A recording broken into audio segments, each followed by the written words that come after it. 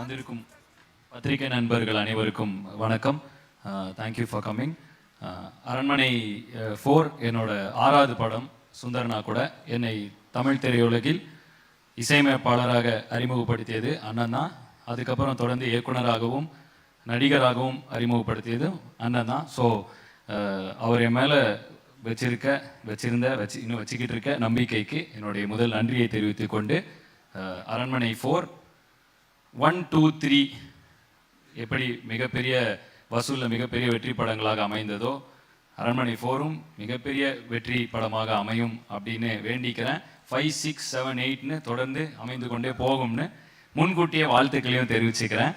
இந்த படத்தில் ரொம்ப அருமையான ஒரு இது என்னன்னா இப்போ இந்த படத்தில் லீட் பார்த்தா ஃபீமேல் ஓரியன்டாக தமன்னா ராஷிகானா 2 பேரும் ரொம்ப நல்லா இருக்காங்க. ஸ்க்ரீனில் பார்க்காதவும் தமன்னா ரொம்ப நேச்சுரலான ஒரு லுக்கில் இருக்காங்க. both of you are amazing on the screen, and thank you for the amazing movements in the song. You elevated the song with your grace and your dance, and thank you for that. யோகினா இருக்காரு, விடிவனா இருக்காரு, so பயங்கர comedy இருக்கும் கண்டிப்பாக. And சரளாமா இருக்காங்க, so கண்டிப்பாக ஒரு நல்ல ஒரு காமெடி இருக்கும் இந்த படத்தில். அண்டு சுந்தரனாவோட தொடர்ந்து வெற்றி படங்களாக வந்துட்டு இருக்கிற ஃப்ரான்ச்சைஸ். ஸோ இதுவும் கண்டிப்பாக வெற்றி படமாக அமையும்னு நினைக்கிறேன். அண்ணன் பக்கத்தில் இருக்கப்ப பொதுவாக தனியாக இருந்தால் நிறைய பேசலாம், பட் அண்ணன் பக்கத்தில் இருக்கப்ப ஒரு மரியாதை காரணமாக நான் இதோட என்னுடைய உரையை முடித்துக்கொண்டு அண்ணன் கையில் மைக் தரேன். ஸோ தேங்க்யூ அண்ணன், thank you for every thing, not only for this movie but for every thing. நன்றி அண்ணன். அண்ட் அனி, தேங்க்யூ. வந்திருக்கும் பெரியவர்கள், நண்பர்கள், மீடியா சகோதர சகோதரிகள், பத்திரிகை சகோதர சகோதரிகள் அனைவருக்கும் எனது வணக்கம். அப்புறம் என் படத்தில் எனக்கு தோளோடு தோல் நின்று பணியாற்றிய என்னோட க்ரூ ப்ளஸ் ஆர்டிஸ்ட் தமன்னா, ராஷிகனா, சர்லாமா, யோகி, விடிவி, ஜெயபிரகாஷ் சார், சந்தோஷ், எல்லாருக்கும் என்னுடைய நன்றிகளும் வணக்கங்களும். அரண்மனை 4 இது வந்து 4வது தடவையாக அந்த ஃப்ரான்ச்சைஸ் வச்சுட்டு அவங்க முன்னாடி உட்காந்து வந்திருக்கேன். இது ஸ்பீச் கிட்டத்தட்ட பார்த்தீங்கன்னா 3 பாட்டு நான் பார்க்கும்போது கிட்டத்தட்ட எல்லாமே ஒரே மாதிரி தான் இருக்கும். ஏன்னா இந்த அரண்மனைங்கிறத நான் வந்து எதுவுமே ஃபர்ஸ்ட் பார்ட் பண்ணும்போது நான் பிளான் பண்ணவே இல்லை. இந்த அரண்மனை வந்து ஒரு 4வது ஃப்ரான்ச்சைஸ் வரைக்கும் போவோம் அப்படின்ட்டு. ஏன்னா அரண்மனை 2 முடிவு பண்ணது ஃபஸ்ட்டு, 3 டிசைட் பண்ணது செகண்ட் பார்ட். அந்த மாதிரி இப்போ 4th வந்து வர்றதுக்கு காரணமே அதோட 3வது பகுதியோட வெற்றி தான். இன்னொன்று, அரண்மனை நான் எந்த படமே வந்து இது ஓகே படம் ப்ரீவியஸ் படம் ஜெயிச்சிருச்சு, இதை நம்ம கேஷ் பண்ணிக்கலாம், இமீடியட்டாக ஒரு படம் ஆரம்பிக்கலாம்னு என்றைக்குமே யோசிச்சதில்லை. ஏன்னா அது வந்து ஒரு சக்ஸஸ்ஃபுல் ஃப்ரான்ச்சைஸ். இன்னும் சொல்ல போனால் என்னுடைய டைரக்டர் கேரியருக்கு ஒரு ஆணிவேர் மாதிரி சொல்லலாம். ஸோ எப்பவுமே அந்த படத்தை வந்து நான் என்னென்னா ஒரு நல்ல நாட் கிடைச்சா மட்டுமே தான் அதை தொற்றுக்கணும் இல்லையா, ஓகே இதை நம்ம பண்ணுவோம் கேஷ் பண்ணுவோம்ன்ற என்றைக்குமே நினச்சதில்லை. ஏன்னா அந்த படத்துக்கான எதிர்பார்ப்பாகட்டும், ஆடியன்ஸ்ட்டு அதுக்கு அதோட எக்ஸ்பெக்டேஷன் எல்லாமே ஒரு வேறு லெவலில் இருக்கும். ஸோ என்றைக்குமே பார்த்தீங்கன்னா அதை நான் ரொம்ப சேஃப் சூழலில் தான் போயிட்டு இருந்தேன். ஏன்னா அரண்மனைங்கிறது வந்து எனக்கு ரொம்ப ரொம்ப என்னோட கேரியரில், என் லைஃப்பில் ஒரு முக்கியமான அங்கம். ஸோ நல்ல எனக்கு கான்ஃபிடென்ட்டான நல்ல ஒரு இன்ட்ரெஸ்டான ஒரு ஐடியா கிடைக்கிற வரைக்கும் அந்த படத்தில் இது வரைக்கும் தொட்டதே இல்லை. இந்த அரண்மனை 4 கூட அப்படி தான் ஆரம்பித்தோம். எப்படின்னா திடீர்னு என்னோட கோர் ரைட்டர்ஸ் நரு, கீர்த்தி வந்து ஒரு நாள் இன்ட்ரெஸ்டிங்கான ஒரு விஷயம் சொன்னாங்க. வேறு படத்துக்கான டிஸ்கஷன் இருந்தபோது ஒரு பாக்குங்கிற ஒரு விஷயம், ஏன்னா அதுக்கு பெரிய ஒரு ஹிஸ்ட்ரியாக வரணும். அதாவது இந்தியாவில் பெரும்பகுதியை ஆண்ட மன்னர்கள், உதாரணத்துக்கு நீங்கள் வந்து அசோகர் எடுத்துக்கலாம், அவுரங்கசீப், அக்பர், அவங்க எல்லாமே அவங்களோட எல்லை பகுதிகள். இப்போ நார்த்தில் பார்த்தீங்கன்னா சில பேர் ஆப்கானிஸ்தான் வரைக்கும் போயிருக்காங்க, சில பேர் பாகிஸ்தான் லாகூர் வரைக்கும் போயிருக்காங்க, சில பேர் காஷ்மீரை தாண்டி இருக்காங்க அவங்களோட எல்லை பகுதி. அதே மாதிரி வெஸ்ட்லேயும் மேலே போயிருக்கு. சவுத்துலேயும் நீங்கள் பார்த்தீங்கன்னா சில பேர் டெக்கான் வரைக்கும் வந்திருக்காங்க, பெங்களூர் வரைக்கும் வந்திருக்காங்க, மதுரை வரைக்குமே வந்திருக்காங்க. ஸோ சவுத்து, நார்த், வெஸ்ட்டில் வந்து அவங்களோட பார்டர் மாறினாலும் ஈஸ்டில் மட்டும் கிட்டத்தட்ட கோடு கிழிச்ச மாதிரி பிரம்மபுத்திரா நதியை தாண்டி யாருமே போகல. அதுக்கு வரலாற்று ரீதியாக வந்து வெவ்வேறு காரணங்கள் சொல்கிறாங்க. அங்கே ஒரு வீரமான ராஜ பரம்பரை இருந்துச்சு, இல்லை ஒரு கொரில்லா படைகள் நிறையா இருந்துச்சு, இல்லை ஒரு புவியியல் ரீதியாக ஒரு ஜாகிரபிக்கலாக பார்த்தீங்கன்னா நிறைய அடர்ந்த காடுகள், மலைகள்லாம் இருந்ததுனால அதை தாண்டி போக முடியலங்கிற மாதிரிலாம் வெவ்வேறு காரணங்கள். பட் நாங்கள் பேசும்போது அதை எங்களால் யோசித்தோம். ஏன்னா ஒரு இமயமலையெல்லாம் தாண்டி வந்தவங்களால வந்து பிரம்மபுத்திரா நதியை தாண்டிக்கிற காடுகளை தாண்ட முடியாதா? அதே மாதிரி எத்தனையோ பெரிய பெரிய வீரர்கள்லாம் வந்து ஜெயிச்சவங்க வந்து அங்கே இருக்கிற பர்டிகுலர் சோல்ஜர்ஸ், அது கொர்லா படையாக இருக்கட்டும், ராஜா பரம்பரையாக இருக்கட்டும், அவங்கள ஜெயிக்க முடியாதா? இந்த மாதிரி கொஞ்சம் கேள்விகள்லாம் எங்களுக்கு எழுந்துச்சு. அப்போ வந்து நாலாவதா இன்னொரு காரணமும் வந்து அங்கே பேசிக்கிறாங்க பொதுவாக. என்னன்னா இவங்க அந்த எல்லையை தாண்டாததுக்கு காரணம் அங்கே இருக்கிற வீரர்களோ இல்லை இப்போ ஜாகிரபிக்கல் ரீதியாக இருக்கிற மற்ற விஷயங்களுக்கு மீறி அவங்க அங்கே எல்லையை தாண்டாததுக்கு காரணம் பயம் அப்படின்னு ஒரு அங்கே இருக்கிற சில சாரார்கள் வந்து இன்னும் சொல்லிட்டு இருக்காங்க. அது என்ன பயம்னா பேய் பயம். அந்த இப்போ நீங்கள் பார்த்தீங்கன்னா அந்த பிரம்மபுத்திரா நதியை தாண்டி நிறைய அந்த பழங்கதைகள், அந்த ஃபோக்லோர்னு சொல்லுவாங்க, அந்த மாதிரி நிறைய பழங்கதைகள்லாம் உலாவிட்டு இருக்கு. அதில் ஒரு இன்ட்ரெஸ்டிங்கான ஒரு கேரக்டர் தான் அன்றைக்கி எங்கள் டிஸ்கஷனில் அவங்க சொன்னாங்க. அந்த தகவல் பாக் அப்படின்ட்டு ஒரு ஒரு விஷயம். இன்னும் வந்து அந்த பாக்கை பற்றி பயப்படுற மாதிரி நிறைய கதைகள்லாம் உலாவுது. அந்த பாக் நீர்நிலையில் இருக்கும், யாராச்சும் போனாங்களா அவங்கள அடிச்சுட்டு அவங்க உருவத்தை எடுத்துட்டு அவங்க வீட்டுக்கு போய் அங்கே இருக்கிறவங்களாம் கூட்டு வந்து அவங்கள அடிச்சுடுங்கிற மாதிரி நிறைய அதை சுற்றி கதைகள்லாம் உலாவுச்சு. அந்த பாக்கை அடிமைப்படுத்திட்டா அது நினைச்சதெல்லாம் சாதிக்கலாம், அதை அடிமைப்படுத்த போய் அதனால செத்தவங்க பல பேர் இருக்காங்கலாம் நிறைய கதைகள். இதை கேட்கும்போது எனக்கு ஒரு இன்ட்ரெஸ்டிங்காக இருந்துச்சு. ஸோ இதுவே வந்து அரண்மனை 4க்கு ஒரு ஆரம்ப புள்ளியாக அமைச்சுது. ரொம்ப இன்ட்ரெஸ்டிங்காக இருந்துச்சு. ஏன்னா அரண்மனை இது வரைக்கும் 1, 2, 3 பார்த்தீங்கன்னா வந்து ஒரு அந்த ஒரு பர்சனல் வெஞ்சன்ஸ் வச்சு தான் அந்த கதையை எல்லாம் இது வரைக்கும் மூவ் பண்ணியிருக்கோம். அப்படி இல்லாமல் இந்த மாதிரி ஒரு இன்ட்ரெஸ்டிங்கான ஒரு விஷயங்கள் நம்ம படத்தில் கொண்டு வந்தால் ரொம்ப நல்லா இருக்குன்னு தோணுச்சு. அப்படி ஆரம்பிச்சது தான் அரண்மனை 4. இருந்தாலும் எனக்குள்ள ஒரு அப்போ நான் ஆக்சுவலாக வேற ஒரு படம் ஒர்க் போயிட்டு இருந்துச்சு. ஸோ மனசுக்குள்ள ஒரு ஆசோசியேஷன் அரண்மனை 4 ஸ்கிரிப்ட் ஒர்க்கில் உட்காரலாமா? ஏன்னா ஒன்ஸ் அந்த ஒரு ஐடியான்னு வந்தோன்னே பார்த்தீங்கன்னா ஒரு எம்டி இடத்துல தண்ணி விட்டு அந்த கடை நிரம்பும். அந்த மாதிரி ஒரு இன்ட்ரெஸ்டிங்கான ஒரு ஐடியா கிடச்சிச்சுன்னா உடனே நமக்கு என்ன ஆகும்னா ஒரு பரபரங்கும் உடனே அந்த ஸ்கிரிப்டை பண்ணணுமேட்டு. அப்படி தான் வந்து ஸ்கிரிப்ட் ஒர்க் ஒர்க்கும் போயிட்டு இருந்தாலும் சின்ன ஆசோசியேஷன் ஏற்கனவே கமிட்டான அந்த படம் ஒர்க் ஆரம்பிக்கலாமா இதை ஆரம்பிக்கலாமான்ட்டு. அப்போ நான் ஒரு வேலையாக பாம்பேக்கு போகிறேன். போகும்போது ஃப்ளைட்டில் என் கூட வந்து ஒரு 8th or 9th படிக்கிற ஒரு சின்ன பொண்ணு வந்தாங்க அவங்க பேரண்ட்ஸோட. அந்த பொண்ணு ஃப்ளைட்டு ஃபுல்லாக என்கிட்ட விடாமல் கேட்டுட்டு இருக்கிற ஒரு விஷயம், அரண்மனை எப்போ அடுத்ததுன்ட்டு. அதே மாதிரி அதை முடிச்சுட்டு நான் சாயங்காலம் நைட்டு ஃப்ளைட்டில் வரேன். அதே மாதிரி இன்னொரு பொண்ணு ஒரு 9th or 10th படிக்கும். அவங்க அப்பா அம்மா கூட வந்து நான் கடைசி பஸ்ஸில் ஏறுறேன். அந்த பஸ்ஸில் ஏறிட்டு சார் உங்கள் பஸ்ஸில் தான் ஏறணும் வெயிட் பண்ணிகிட்டு இருக்கா அப்படின்ட்டு. என்னம்மாண்ணா இல்லை நான் அரண்மனை ஃபேனு, எப்போ நீங்கள் அரண்மனை ஆரம்பிக்கிறீங்க அங்கிள் கேட்டுச்சு. நான் வந்து இது எனக்கு வந்து ஒரு சைன் மாதிரி தெரிஞ்சுது. நானே குழப்பத்தில் இருந்தேன், இந்த படமா அந்த படமாட்டு. அப்போ எனக்கு ஒரு கிளியராக வந்து ஒரு முடிவு எடுத்தேன். அந்த குழந்தைகிட்டே சொன்னேன், நான் அரண்மனை 4 எடுக்க போகிறோமா, நீ எல்லாத்தையும் சொல்லு, இந்த படம் நான் எடுக்கிறது உனக்காக அப்படின்னு சொன்னேன். அந்த பொண்ணு எங்கேயாச்சும் இது பார்த்துட்டுச்சுன்னா தேங்க்ஸ்மா, உனக்கு வாக்கு கொடுத்த மாதிரி அரண்மனை 4 ரெடியாக இருக்குது, நீ பார்த்துட்டு உன் கருத்தை சொல்லணும். ஸோ அரண்மனை ஸ்கிரிப்ட் முடித்தாலும் எனக்கு அதில் 2 முக்கியமான விஷயம்.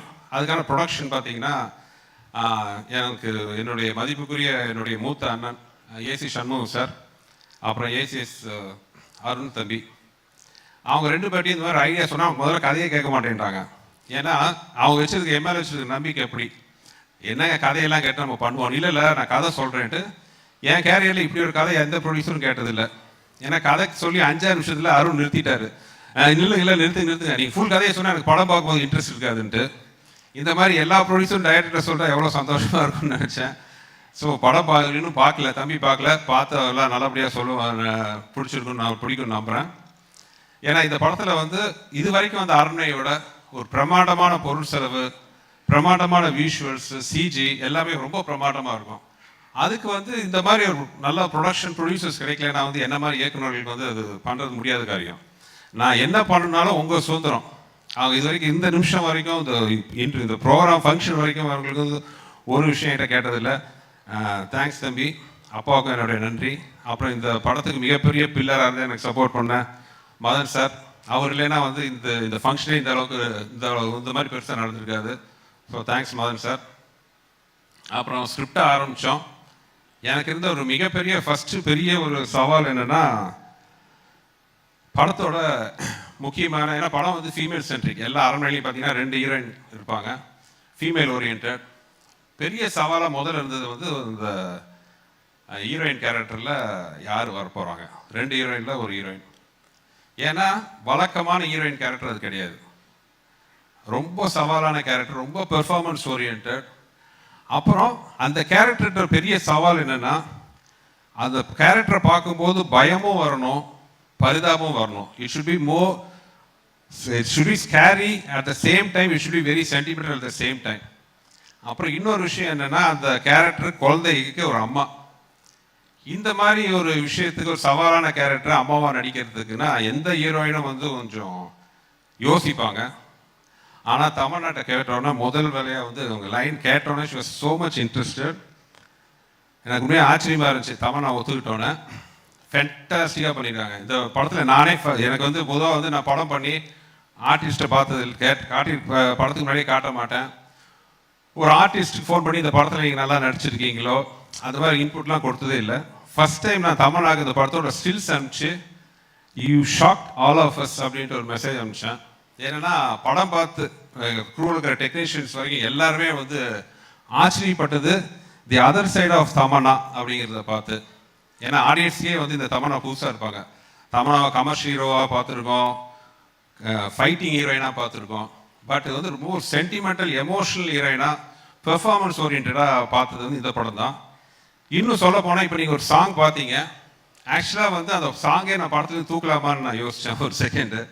ஏன்னா அந்த படம் பார்க்கும்போது அந்த தமன்னாவோட கேரக்டர் இந்த இம்பேக்ட் இட்ஸ் கிரியேட்ஸ் நமக்குள்ளே அவ்வளோதான் இருந்துச்சு.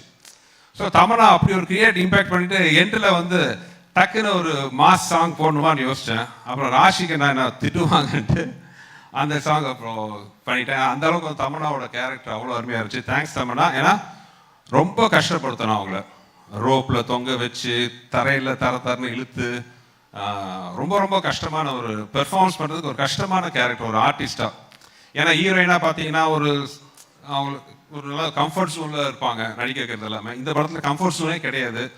நோ மேக்கப், ஃபுல்லாக ஆக்ஷனு. அவங்க வந்து நின்னாலே ரோப்போட ரெடியாக ஃபைட்டர்ஸ் நிற்பாங்க. எங்கேயுமே ஒரு இடத்துல அவங்க மொதல் சுழிச்சிருந்தா கூட நாங்களாம் அப்செட் ஆகிருப்போம். அப்படி இல்லாமல் அவ்வளோ இன்ட்ரெஸ்ட் எடுத்து பண்ணி இந்த கேரக்டருக்கு வந்து உயிர் கொடுத்துருக்காங்க. Thanks Tamannaah, hands off. And Raashi Khanna என்னன்னா ரொம்ப நான் ஆர்டிஸ்டோட ஒர்க் பண்ணும்போது ஃபர்ஸ்ட் நான் பார்க்கறது என்னோட கம்ஃபர்ட் ஜோன். ஏன்னா நான் ஒரு கொஞ்சம் கிறுக்குத்தனமாக சினிமா எடுப்பேன். ஒரு படம் ஆர்டர் இருக்காது. ஆர்டிஸ்ட் என்ன சீன் எடுக்க போகிறது வந்து நான் ஒரு வெவ்வேறு ஆர்டர் எடுப்பேன். ஒரு 8வது ஷாட் ஃபர்ஸ்ட் எடுப்பேன், அப்புறம் 12வது ஷாட் எடுப்பேன், அந்த மாதிரி எடுப்பேன். அப்போது நடிக்கிற ஆடியன்ஸ்க்கு ஒரு சின்ன டவுட் வரும். இவன் என்ன ஒழுங்காக தான் எடுக்கிறானா, விஷயம் தெரிஞ்சு தான் எடுக்கிறானா, அந்த மாதிரிலாம் கன்ஃபியூஷன் வரும். ஸோ அந்த ஆர்டிஸ்ட்டுக்கு என் மேலே நம்பிக்கை வரணும், டைரக்டர்ஸ் மேலே நம்பிக்கை வரணும். இவன் என்ன எடுத்தாலும் நம்ம இவன் சொன்னது பண்ணால் போதும் கரெக்டாக பண்ணுவாங்கிற நம்பிக்கை வந்துடும். அந்த மாதிரி ஆர்டிஸ்டோட ஒர்க் பண்ணும்போது அந்த கம்ஃபர்ட் ஜோனுக்கு எனக்கு இருக்கும். அந்த வகையில் ராஷிகண்ணா வந்து எனக்கு ரொம்ப ரொம்ப கம்ஃபர்டபுளான ஆர்டிஸ்ட். அவங்க லைக் தமன்னா மாதிரி ராஷிகண்ணா. முக்கியமாக ஆஸ் அ ப்ரொடியூசர் டைரக்டராக நான் சொல்கிறது என்னென்னா, ஃபஸ்ட்டு பார்க்குறது கேரக்டர் கரெக்டாக இருக்கணும். Second comfortability. அவங்களுக்கு நம்ம மேலே நம்பிக்கை வரணும். நம்ம சொல்கிறது அவங்க நல்லா ரிசல்ட் கொடுப்பாங்க. அவங்களுக்கு நம்ம மேலே நம்பிக்கை வரணும், நமக்கு அவங்க மேலே நம்பிக்கை வரணும். ஸோ அந்த கம்ஃபர்ட் ஜோன் வந்து ராஷிகண்ணா ரொம்ப சூப்பராக கொடுத்தாங்க. அன்ஃபார்ச்சுனேட்லி இன்னொரு இன்ட்ரெஸ்டிங்கான சாங் ராஷிகண்ணா ஷூட் பண்ண வேண்டியதாக இருந்துச்சு. பட் அந்த சுச்சுவேஷனுக்கு வேணான்னு முதல்ல ஆதியே ஃபீல் பண்ணார். அதனால் பண்ணல. Sorry Raashi, not using for other song. Thanks for you. அதுக்கப்புறம் அரண்மனையில் எனக்கு இருக்கிற பெரிய சவால் என்னன்னு பார்த்தீங்கன்னா காமெடி. ஏன்னா அந்த காமெடி கதைக்குள்ளேயும் வரணும், கதையை தாண்டி போகக்கூடாது. அதே நேரத்தில் மற்ற படத்தில் சின்ன ஹியூமர் வந்தால் கூட ஒரு கேரக்டர்ஸ் தடுக்கினா கூட வந்து ஆடியன்ஸ் சிரிப்பாங்க. என்னோட படத்துக்கு வரும்போதே எங்கடா சீக்கிரடா பார்க்கலாங்கிற மாதிரி தான் வருவாங்க. ஏன்னா காமெடி இருக்குன்னு தெரியும். ஸோ இதை மீறி வந்து சிரிக்க வைக்கணும், கதைக்குள்ளே இருக்கணும். ஆல்ரெடி 3 பார்ட் பார்த்துட்டாங்க. 3 பார்ட்லேயும் வந்து காமெடியன்ஸ் பேயை பார்த்து பயப்படுறது எல்லாம் காட்டிட்டோம். இதுக்கு மேலே வித்தியாசமாக ஒன்று பண்ணணும். அது வந்து ஒரு பெரிய சவால். காமெடி பொறுத்தவரை பார்த்தீங்கன்னா பேப்பரில் இருக்கிறது கிரியேட் பண்ணுறது 30 to 40%. அது நான் வெங்கட் இருக்கார். மேக்ஸிமம் வெங்கட் வந்து அவரோட இன்புட் பயங்கரம். அவர் தான் நான் நிறைய தடவை சொல்லியிருக்கேன், உடன்பட சகோதரர். நாங்கள் பேப்பரில் ஒரு 40%னா மீதி 60% வந்து லொக்கேஷனில் அந்த ஆர்டிஸ்ட் இன்புட்டோடு வரணும். அந்த வகையில் அருமையான டீம் பார்த்தீங்கன்னா யோகி, சரளாமா, விடிவி, சிங்கம்புலி எல்லாருமே. இதில் பெரிய சவால், அதாவது கதை பண்ணுறதோட பெரிய சவால் என்னென்னா யோகிக்கும் விடிவிக்கும் கெட்ட போடுறது தான். ஏன்னா யோகி முடிக்கு எந்த இதுக்கு வச்சாலும் அவருக்கு செட் ஆக மாட்டேங்குது. ஒரு வழியாக அதை செட் பண்ணோம்.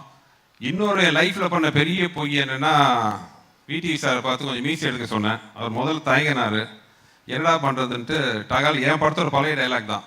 வடிவேல் வந்து ஒரு படத்தில் நீங்கள் கமல்ஹாசன் மாதிரி இருக்கீங்க, வாழ்வை கமல் மாதிரி இருக்கீங்கன்னு சொல்லுவாங்க. அந்த மாதிரி வீட்டை நான் சொன்னேன், நீங்கள் மட்டும் மீசி எடுத்துட்டா காதல் மன்னன் ஜெமினி கணேசன் மாதிரி இருப்பீங்கன்ட்டு. முதல்ல தயங்கினவரும் அந்த மீசி எடுத்துகிட்டு நீங்கள் சொன்ன மாதிரியே அப்படியே தான் இருக்குன்னு தலைவர், ஜெமினி கணேசன் மாதிரி தான் இருக்கேன் ஜாலியில் என்னாரு. ஸோ இதெல்லாம் பொறுத்துக்கிட்டு நல்லபடியாக காமெடி சூப்பராக வந்துடுது. சரளாமா வந்து என்ன சொல்கிறது, என் படம் எல்லாத்துலேயும் இருக்காங்க, ஜீனியஸ். தமனா சொன்ன மாதிரி வந்து தாய் குலத்தில் பெண்களில் வந்து காமெடி பண்ணுறது வந்து ரொம்ப ரேர். இத்தனை வருஷம் வந்து சர்வை பண்ணியிருக்காங்கன்னா அவங்களோட காமெடி சென்ஸ், அந்த டைமிங். இந்த படத்தில் வந்து அவங்களோட விஷயம் ஒன்றே ஒன்று தான், கண்ணடிப்பாங்க. பட் அந்த கண்ணடிக்கிறது சாதாரண விஷயம் இல்லை, அந்த ஒரு டைமிங் அவ்வளோ சூப்பராக வந்து அதுவும் பண்ணியிருந்தாங்க. ஸோ மொத்தத்தில் வந்து அரண்மனை வந்து ரொம்ப மனசுக்கு ரொம்ப பிடிச்ச எனக்கு நிறைய வந்துருக்கு. ஒரு மிகப்பெரிய பிரமாண்டம், சிஜி, ஆர்ஆர் மியூசிக், சாங்கு ஆதி நல்லா பண்ணுவார், அதெல்லாம் தெரிஞ்ச விஷயம், அதை நான் ஸ்பெஷலாக சொல்ல போகிறதில்ல. பட் இந்த படத்தில் ஆர்ஆருக்கு நான் குறிப்பாக சொல்லணும். ஆதி ஜீவா 2 பேரும் பார்த்தீங்கன்னா வழக்கமாக ஆர்ஆருக்கு, இந்த ஆர்ஆர் படத்தில் ஆர்ஆர் டெம்ப்ளேட், மியூசிக் டெம்ப்ளேட்னு ஒரு விஷயம் இருக்குது. அந்த ஸ்கேரி மூமெண்ட்ஸு, ஜம்ப் ஸ்கேருக்கு வந்து அங்கே பேங்க் கொடுக்குறது, அந்த மாதிரியெல்லாம் இல்லாமல் ஒரு ஆர்ஆரில் வேறு மாதிரி அவங்க பிளான் பண்ணியிருக்காங்க. பிரமாதமாக ரிசல்ட்டாக வந்திருக்கு. ஸோ இந்த படத்தில் ஒர்க் பண்ண சந்தோஷ், ஜெயபிரகாஷ் சார் எல்லாருக்கும் தேங்க்ஸ். இன்னும் நிறையா சொல்லணும், அது வெவ்வேறு அடுத்தடுத்த கட்டத்தில் சொல்கிறேன். இந்த மாதம் ஏப்ரல் வந்து அரண்மனை ஸ்க்ரீனுக்கு வருது. ஸோ உங்களுக்கு எல்லாம் பிடிக்கும் நம்புறேன், எல்லாம் பார்த்து ரசித்து ஆதரவு கொடுங்க. அப்புறம் கடைசியாக சொல்லலைன்னா கோச்சிக்குவாங்க. எனக்கு பேக்ரவுண்ட் சப்போர்ட்டாக இருக்கிற என் ஒய்ஃப், அப்புறம் என் தயாரிப்பாளர் அருண் சார் இருக்கும், ஏசி சண்முகம் சார் இருக்கும் பேக்ரவுண்டாக. அவங்கள என்னடிக்கும் சந்தோஷமாக வச்சுருக்கிற மகாலட்சுமி மேலே உட்காந்துருக்கிற லலிதா மேடம், எல்லாருக்கும் நன்றி கூறி விடைபெற்றுக் கொள்கிறேன். தேங்க்யூ.